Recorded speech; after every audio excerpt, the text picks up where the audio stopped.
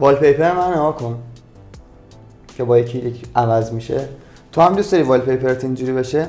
پس به این ویدیو رو ببین.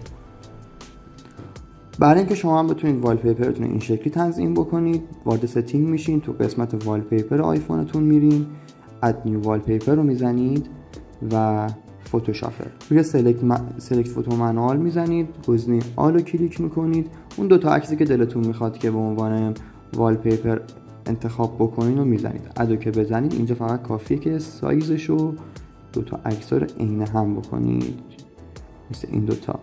حالا این سه نقطه رو که بزنید آن تپ رو میزنید، اینجا با یک کلیک رنگش عوض میشه. ادو بزنید کار ما تمومه.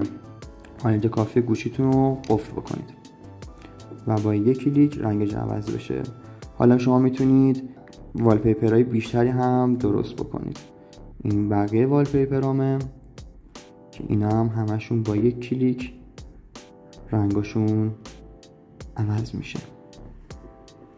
این هم از آموزش دیزاین والپیپر آیفونمون. ویدیومون تموم شد. لایک و سابسکرایب فراموش نشه و مرسی از اینکه ویدیو رو دیدین.